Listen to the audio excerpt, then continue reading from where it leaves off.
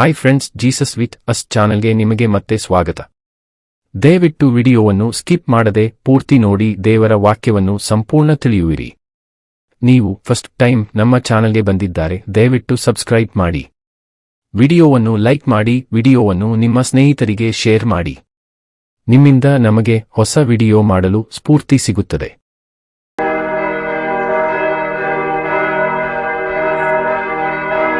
ಯೆಶಾಯನ ಪ್ರವಾದನ ಗ್ರಂಥ ಅಧ್ಯಾಯ 43. ಈಗಲಾದರೋ ಯಾಕೋಬ ವಂಶವೇ, ಇಸ್ರಾಯೇಲ್ ಸಂತಾನವೇ, ನಿನ್ನನ್ನು ಸೃಷ್ಟಿಸಿ ರೂಪಿಸಿದವನಾದ ಯೆಹೋವನು ಹೀಗನ್ನುತ್ತಾನೆ, ಭಯಪಡಬೇಡ, ನಾನು ನಿನ್ನನ್ನು ವಿಮೋಚಿಸಿದೆನಲ್ಲ, ನಿನ್ನ ಹೆಸರು ಹಿಡಿದು ಕರೆದೆನಲ್ಲ. ನೀನು ನನ್ನವನೇ. ನೀನು ಜಲರಾಶಿಯನ್ನು ಹಾದು ಹೋಗುವಾಗ ನಾನು ನಿನ್ನ ಸಂಗಡ ಇರುವೆನು. ನದಿಗಳನ್ನು ದಾಟುವಾಗ ಅವು ನಿನ್ನನ್ನು ಮುಳುಗಿಸವು. ಉರಿಯಲ್ಲಿ ನಡೆಯುವಾಗ ನೀನು ಕಂದದಿರುವಿ, ಜ್ವಾಲೆಯು ನಿನ್ನನ್ನು ದಹಿಸದು. ಯೆಹೋವನೆಂಬ ನಾನು ನಿನ್ನ ದೇವರಾಗಿದ್ದೇನಷ್ಟೇ. ಇಸ್ರಾಯೇಲ್ಯರ ಸದಮಲ ಸ್ವಾಮಿಯಾದ ನಾನು ನಿನ್ನ ರಕ್ಷಕನು. ಐಗುಪ್ತವನ್ನು ನಿನ್ನ ವಿಮೋಚನೆಗೆ ಈಡು ಮಾಡಿದ್ದೇನೆ. ನಿನಗೆ ಬದಲಾಗಿ ಕೂಷ್ ಮತ್ತು ಸೆಬಾ ಸೀಮೆಗಳನ್ನು ಕೊಟ್ಟಿದ್ದೇನೆ. ನೀನು ನನ್ನ ದೃಷ್ಟಿಯಲ್ಲಿ ಅಮೂಲ್ಯನೂ ಮಾನ್ಯನೂ ಪ್ರಿಯನೂ ಆಗಿರುವುದರಿಂದ ನಾನು ನಿನಗೆ ಬದಲಾಗಿ ಮನುಷ್ಯರನ್ನು, ನಿನ್ನ ಪ್ರಾಣಕ್ಕೆ ಪ್ರತಿಯಾಗಿ ಜನಾಂಗಗಳನ್ನು ಕೊಡುವೆನು. ಭಯಪಡಬೇಡ, ನಾನು ನಿನ್ನ ಸಂಗಡ ಇದ್ದೇನೆ. ನಿನ್ನ ಸಂತತಿಯವರನ್ನು ಮೂಡಲಿಂದ ತರುವೆನು, ನಿನ್ನವರನ್ನು ಪಡುವಲಿಂದ ಕೂಡಿಸುವೆನು. ನಾನು ಒಪ್ಪಿಸಿಬಿಡು ಎಂದು ಬಡಗಲಿಗೂ ತಡೆಯಬೇಡ ಎಂದು ತೆಂಕಲಿಗೂ ಹೇಳಿ ದೂರದಲ್ಲಿರುವ ನನ್ನ ಕುಮಾರರನ್ನು, ದಿಗಂತಗಳಲ್ಲಿರುವ ನನ್ನ ಕುಮಾರಿಯರನ್ನು ನನ್ನ ಮಹಿಮೆಗಾಗಿ ನಾನು ಸೃಷ್ಟಿಸಿ ರೂಪಿಸಿ ಉಂಟು ಮಾಡಿದ ನನ್ನ ಹೆಸರಿನವರೆಲ್ಲರನ್ನೂ ಬರಮಾಡಬೇಕೆಂದು ಅಪ್ಪಣೆ ಕೊಡುವೆನು. ಇಸ್ರಾಯೇಲು ಯೆಹೋವನ ಸಾಕ್ಷಿ. ಕಣ್ಣಿದ್ದರೂ ಕುರುಡಾದ, ಕಿವಿಯಿದ್ದರೂ ಕಿವುಡಾದ ಜನವನ್ನು ಕರೆ. ಎಲ್ಲಾ ಜನಾಂಗಗಳು ಒಟ್ಟಿಗೆ ಬರಲಿ, ಸಕಲ ದೇಶೀಯರು ನೆರೆಯಲಿ. ಇವರ ದೇವರುಗಳಲ್ಲಿ ಯಾರು ಈ ಸಂಗತಿಯನ್ನು ಮುಂತಿಳಿಸಬಲ್ಲರು? ನಡೆದ ಸಂಗತಿಗಳನ್ನು ಯಾರು ವಿವರಿಸಾರು? ತಾವು ಸತ್ಯವಂತರೆಂದು ಸ್ಥಾಪಿಸಿಕೊಳ್ಳುವುದಕ್ಕೆ ಸಾಕ್ಷಿಗಳನ್ನು ಕರತರಲಿ. ಆ ಸಾಕ್ಷಿಗಳು ಇವರ ಮಾತನ್ನು ಕೇಳಿ ನಿಜವೆಂದು ಹೇಳಲಿ. ಯೆಹೋವನ ಮಾತೇನೆಂದರೆ, ನೀವು ನನ್ನ ಸಾಕ್ಷಿ, ನಾನು ಆರಿಸಿಕೊಂಡಿರುವ ಸೇವಕನು. ನೀವು ನನ್ನನ್ನು ತಿಳಿದು ನಂಬಿ ನನ್ನನ್ನೇ ಪರಮಾತ್ಮನು ಎಂದು ಗ್ರಹಿಸುವ ಹಾಗೆ ಇದನ್ನು ನಡೆಸಿದೆನು. ನನಗಿಂತ ಮುಂಚೆ ಯಾವ ದೇವರೂ ಇರಲಿಲ್ಲ, ನನ್ನ ಅನಂತರದಲ್ಲಿಯೂ ಇರುವುದಿಲ್ಲ. ನಾನೇ ಯೆಹೋವನು. ನಾನು ಹೊರತು ಯಾವ ರಕ್ಷಕನೂ ಇಲ್ಲ. ನಾನೇ ರಕ್ಷಣೆಯನ್ನು ಮುಂತಿಳಿಸಿ ನೆರವೇರಿಸಿ ಪ್ರಕಟಿಸಿದ್ದೇನೆ. ನಿಮ್ಮಲ್ಲಿ ಅನ್ಯ ದೇವರು ಯಾರೂ ಇರಲಿಲ್ಲವಲ್ಲ. ನೀವೇ ನನ್ನ ಸಾಕ್ಷಿಗಳು. ನಾನೊಬ್ಬನೇ ದೇವರು. ಹೌದು, ಇಂದಿನಿಂದ ನಾನೇ ಪರಮಾತ್ಮನು. ನನ್ನ ಕೈಯಿಂದ ಬಿಡಿಸಬಲ್ಲವರು ಯಾರೂ ಇಲ್ಲ. ನನ್ನ ಕೆಲಸಕ್ಕೆ ಯಾರು ಅಡ್ಡ ಬಂದಾರು ಎಂಬುದೇ ಯೆಹೋವನ ಮಾತು. ಬಾಬೆಲಿಗೆ ಸಮೀಪಿಸಿರುವ ನಾಶನ. ನಿಮ್ಮ ವಿಮೋಚಕನೂ ಇಸ್ರಾಯೇಲ್ಯರ ಸದಮಲ ಸ್ವಾಮಿಯೂ ಆದ ಯೆಹೋವನು ಹೀಗೆನ್ನುತ್ತಾನೆ, ನಾನು ನಿಮಗೋಸ್ಕರ ದೂತನನ್ನು ಬಾಬೆಲಿಗೆ ಕಳುಹಿಸಿ ಕಸ್ದೀಯರನ್ನೆಲ್ಲ ತಮ್ಮ ವಿನೋದದ ಹಡಗುಗಳ ಮೇಲೆ ಪಲಾಯಿತರನ್ನಾಗಿ ಅಟ್ಟಿಬಿಡುವೆನು. ನಾನು ಯೆಹೋವನು, ನಿಮ್ಮ ಸದಮಲ ಸ್ವಾಮಿಯು, ಇಸ್ರಾಯೇಲನ್ನು ಸೃಷ್ಟಿಸಿದವನು, ನಿಮ್ಮ ಅರಸನೂ ಆಗಿದ್ದೇನೆ.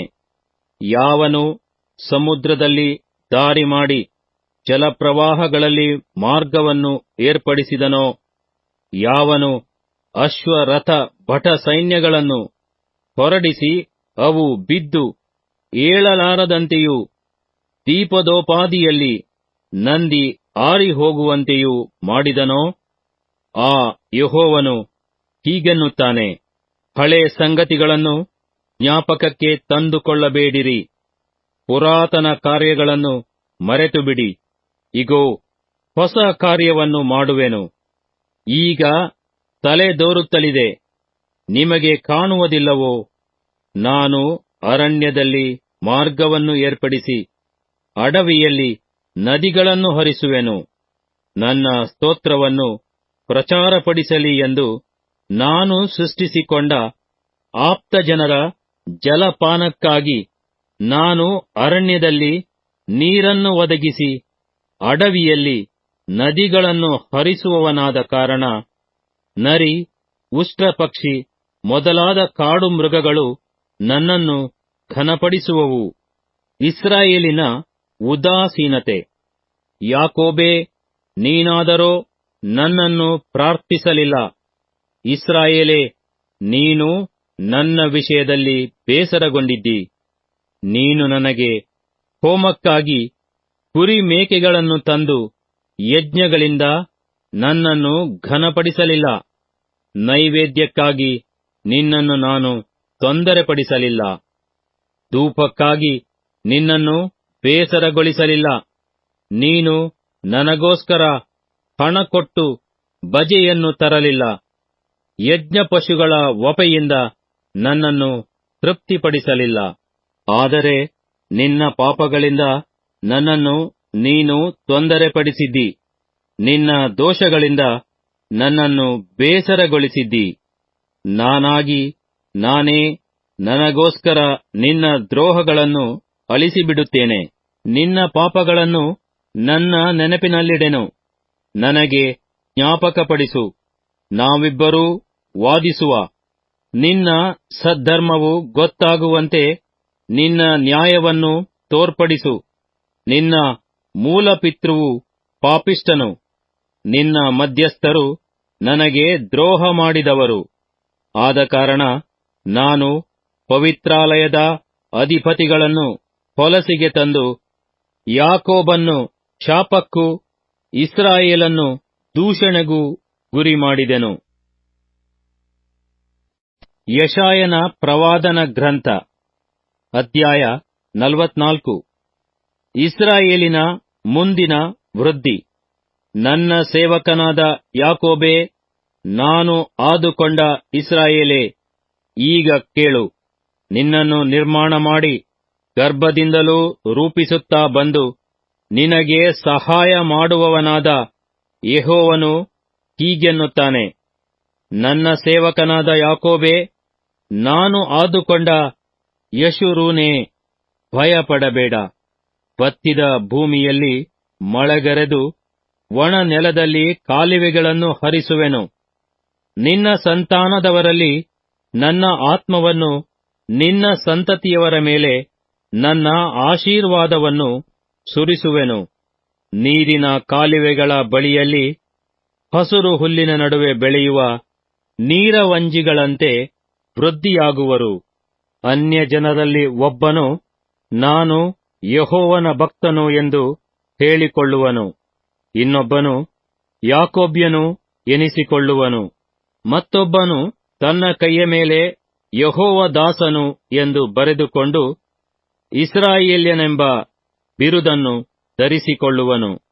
ಯೆಹೋವನು ಇಸ್ರಾಯೇಲಿನ ರಕ್ಷಕನು, ಇಸ್ರಾಯೇಲ್ಯರ ಅರಸನೂ ವಿಮೋಚಕನೂ ಆಗಿರುವ ಸೇನಾಧೀಶ್ವರನಾದ ಯೆಹೋವನು ಹೀಗೆನ್ನುತ್ತಾನೆ, ನಾನೇ ಆದಿ, ಅಂತವೂ ನಾನೇ. ನಾನು ಹೊರತು ಯಾವ ದೇವರೂ ಇಲ್ಲ. ನಾನು ಪುರಾತನದವರನ್ನು ಸೃಷ್ಟಿಸಿದಂದಿನಿಂದ ನನ್ನ ಹಾಗೆ ಯಾರು ಪ್ರಕಟಿಸಿಕೊಂಡಿದ್ದಾರೆ? ಅಂಥವರಿದ್ದರೆ ನನ್ನೆದುರಿಗೆ ಹೇಳಿ ಸ್ಥಾಪಿಸಲಿ, ಇಲ್ಲವೇ ಮುಂದಿನವುಗಳನ್ನು ಈಗ ತಿಳಿಸಲಿ. ಭವಿಷ್ಯತ್ತುಗಳನ್ನು ಹೇಳಲಿ, ಹೆದರಬೇಡಿರಿ, ಅಂಜದಿರಿ. ನಾನು ಪೂರ್ವದಿಂದಲೂ ನಿಮಗೆ ಹೇಳಿ ಪ್ರಕಟಿಸಿಕೊಂಡೆನಷ್ಟೇ. ನೀವೇ ನನ್ನ ಸಾಕ್ಷಿಗಳು. ನಾನಲ್ಲದೆ ಇನ್ನೊಬ್ಬ ದೇವರಿದ್ದಾನೋ? ಇನ್ನು ಯಾವ ಶರಣನೂ ಇಲ್ಲ, ಯಾರೂ ನನಗೆ ಗೊತ್ತಿಲ್ಲ. ವಿಗ್ರಹಾರಾಧನೆಯ ಮೂಢತನ. ವಿಗ್ರಹ ಕೆತ್ತುವವರೆಲ್ಲ ಮಟ್ಟಮಾಯವೇ. ಅವರ ಇಷ್ಟದ ಬೊಂಬೆಗಳು ಯಾತಕ್ಕೂ ಬಾರವು. ಬೊಂಬೆಗಳ ಪಕ್ಷದ ಸಾಕ್ಷಿಗಾರರು ನೋಡುವವರಲ್ಲ, ಗ್ರಹಿಸುವವರಲ್ಲ, ನಾಚಿಕೆಗೆ ಗುರಿಯಾಗುವರು. ದೇವತೆಯನ್ನು ರೂಪಿಸುವವರು, ವ್ಯರ್ಥ ವಿಗ್ರಹವನ್ನು ಎರಕ ಹೊಯ್ಯುವವರು ಎಂಥವರು? ವಿಗ್ರಹ ಶರಣರೆಲ್ಲ ಆಶಾಭಂಗಪಡುವರು. ಅದನ್ನು ಕೆತ್ತಿದವರು ಮನುಷ್ಯ ಮಾತ್ರದವರೇ. ಅವರೆಲ್ಲರೂ ಕೂಡಿ ನಿಲ್ಲಲಿ, ಒಟ್ಟಿಗೆ ಹೆದರಿಕೊಂಡು ಲಜ್ಜೆಪಡುವರು. ಕಮ್ಮಾರನು ಮುಟ್ಟನ್ನು ತೆಗೆದುಕೊಂಡು ಕೆಂಡದಲ್ಲಿ ಕೆಲಸ ಮಾಡುತ್ತಾ ಚಮಟಿಕೆಗಳಿಂದ ಬಡಿದು ತೋಳಿನ ಬಲದಿಂದ ವಿಗ್ರಹವನ್ನು ರೂಪಿಸುವನು. ಅವನು ಹಸಿದು ಬಳಲುವನು, ನೀರಿಲ್ಲದೆ ಕಂಗೆಡುವನು. ಬಡಗಿಯು ಮರಕ್ಕೆ ನೂಲು ಹಾಕಿ ಮೊಳೆಯಿಂದ ಗೆರೆ ಎಳೆದು ಉಳಿ ಬಾಚಿಗಳಿಂದ ಕೆತ್ತಿ ಕೈವಾರದಿಂದ ಗುರುತಿಸಿ ಅದು ಮನೆಯಲ್ಲಿ ವಾಸಿಸತಕ್ಕದ್ದಾಗಲೆಂದು ಮನುಷ್ಯನ ಆಕಾರಕ್ಕೆ ತಂದು ನರನ ಅಂದದಂತೆ ರೂಪಿಸುವನು. ಅವನು ತನ್ನ ಕೆಲಸಕ್ಕಾಗಿ ದೇವದಾರುಗಳನ್ನು ಕಡಿಯುವನು, ತುರಾಯಿ ಅಲ್ಲೋನ್ ಮರಗಳನ್ನು ತೆಗೆದುಕೊಳ್ಳುವನು. ವನವೃಕ್ಷಗಳಲ್ಲಿ ಒಂದನ್ನು ತನಗೋಸ್ಕರ ಸಲಹುವನು. ಅವನು ಪೀತದಾರವನ್ನು ನೆಡಲು ಮಳೆಯು ಅದನ್ನು ಬೆಳೆಯಿಸುವುದು, ಅದು ಸೌದೆಗಾಗುವುದು. ಅವನು ಸ್ವಲ್ಪ ತೆಗೆದು ಕಾಯಿಸಿಕೊಳ್ಳುವನು, ಉರಿಸಿ ರೊಟ್ಟಿ ಸುಡುವನು. ಅದರಲ್ಲೇ ಒಂದು ದೇವರನ್ನು ಮಾಡಿಕೊಂಡು ಪೂಜಿಸುವನು. ಬೊಂಬೆ ಕೆತ್ತಿ ಅಡ್ಡ ಬೀಳುವನು, ಒಂದು ಭಾಗವನ್ನು ಬೆಂಕಿಯಲ್ಲಿ ಉರಿಸುವನು. ಅದು ಮಾಂಸ ಭೋಜನಕ್ಕೆ ಅನುಕೂಲಿಸುವುದು. ಪಾಡು ಸುಟ್ಟು ಹಸಿವೆ ತೀರಿಸಿಕೊಳ್ಳುವನು ಮತ್ತು ಕಾಯಿಸಿಕೊಳ್ಳುತ್ತಾ, ಆಹಾ, ಬೆಂಕಿ ಕಂಡೆ, ಬೆಚ್ಚಗಾಯಿತು ಎಂದುಕೊಳ್ಳುವನು. ಉಳಿದ ಭಾಗವನ್ನು ತನ್ನ ದೇವರನ್ನಾಗಿ ಬೊಂಬೆ ಕೆತ್ತಿ ಅದಕ್ಕೆ ಎರಗಿ ಅಡ್ಡಬಿದ್ದು, ನೀನೇ ನನ್ನ ದೇವರು, ನನ್ನನ್ನು ರಕ್ಷಿಸು ಎಂದು ಪ್ರಾರ್ಥಿಸುವನು. ಇಂಥವರು ಏನೂ ತಿಳಿಯದವರು, ಏನೂ ಗ್ರಹಿಸಲಾರದವರು.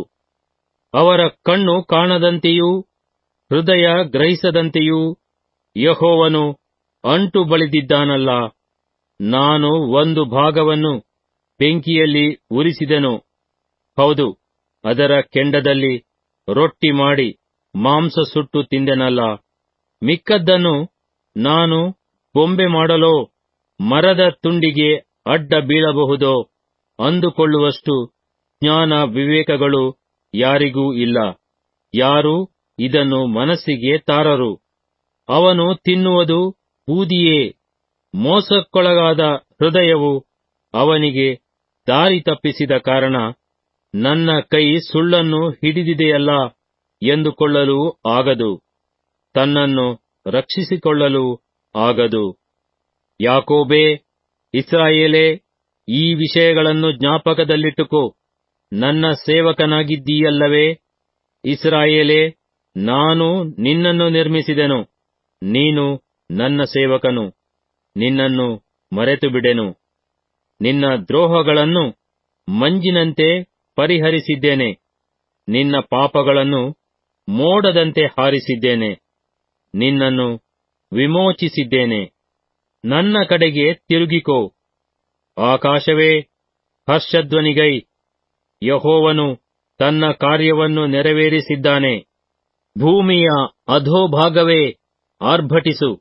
ಪರ್ವತಗಳೇ, ವನವೇ, ಸಕಲ ವನವೃಕ್ಷಗಳೇ, ಕೋಲಾಹಲ ಮಾಡಿರಿ. ಯೆಹೋವನು ಯಾಕೋಬನ್ನು ವಿಮೋಚಿಸಿದ್ದಾನೆ, ಇಸ್ರಾಯೇಲಿನ ರಕ್ಷಣೆಯಿಂದ ತನ್ನ ಮಹಿಮೆಯನ್ನು ಪ್ರಚುರಗೊಳಿಸುವನು. ಯೆಹೋವನು ಕೋರೆಷನಿಗೆ ನೇಮಿಸಿದ ಕಾರ್ಯ. ಯೆಹೋವನ ಸರ್ವಾಧಿಕಾರ. ನಿನ್ನನ್ನು ಗರ್ಭದಿಂದಲೂ ರೂಪಿಸುತ್ತಾ ಬಂದಿರುವ ನಿನ್ನ ವಿಮೋಚಕನಾದ ಯೆಹೋವನು ಹೀಗೆನ್ನುತ್ತಾನೆ, ನಾನೇ ಸರ್ವಕಾರ್ಯಕರ್ತನಾದ ಯೆಹೋವನು. ನಾನೊಬ್ಬನೇ ಗಗನಮಂಡಲವನ್ನು ಹರವಿ ಭೂಮಂಡಲವನ್ನು ವಿಸ್ತರಿಸುವವನಾಗಿದ್ದೇನೆ. ನನಗೆ ಸಹಾಯಕನುಂಟೋ? ನಾನು ಕೊಚ್ಚಿಕೊಳ್ಳುವವರ ಶಕುನಗಳನ್ನು ನಿರರ್ಥಕಪಡಿಸಿ, ಕಣಿ ಹೇಳುವವರನ್ನು ಮರುಳುಗೊಳಿಸಿ, ಜ್ಞಾನಿಗಳನ್ನು ಹಿಂದಕ್ಕೆ ತಳ್ಳಿ, ಅವರ ತಿಳುವಳಿಕೆಯನ್ನು ಹುಚ್ಚುತನವಾಗ ಮಾಡಿ, ನನ್ನ ಸೇವಕನ ಮಾತನ್ನು ಸ್ಥಾಪಿಸಿ, ನನ್ನ ದೂತರ ಮಂತ್ರಾಲೋಚನೆಯನ್ನು ನೆರವೇರಿಸುವವನಾಗಿದ್ದೇನೆ. ಯೆರೂಸಲೇಮು ಜನನಿವಾಸವಾಗುವುದು, ಯಹೂದದ ಪಟ್ಟಣಗಳು ತಿರುಗಿ ಕಟ್ಟಲ್ಪಡುವವು. ಅಲ್ಲಿನ ಹಾಳನ್ನು ಹಸನು ಮಾಡುವೆನು ಎಂದು ನಾನು ಮುಂತಿಳಿಸಿ, ಜಲರಾಶಿಗೆ ಬತ್ತಿ ಹೋಗು, ನಿನ್ನಲ್ಲಿ ಸೇರುವ ನದಿಗಳನ್ನು ಒಣಗಿಸುವೆನು ಎಂದು ನಾನು ಅಪ್ಪಣೆ ಕೊಡುವವನಾಗಿದ್ದೇನೆ. ಮತ್ತು ಕೋರೆಷನ ವಿಷಯವಾಗಿ ಅವನು ನನ್ನ ಮುಂದೆ ಕಾಯುವವನು. ಯೆರೂಸಲೇಮು ಕಟ್ಟಲ್ಪಡಲಿ, ದೇವಸ್ಥಾನದ ಅಸ್ತಿವಾರವು ಹಾಕಲ್ಪಡಲಿ ಎಂದು ಹೇಳಿ, ನನ್ನ ಇಷ್ಟಾರ್ಥವನ್ನೆಲ್ಲ ನೆರವೇರಿಸತಕ್ಕವನು ಎಂಬುದಾಗಿ ಮಾತಾಡುವವನಾಗಿದ್ದೇನೆ.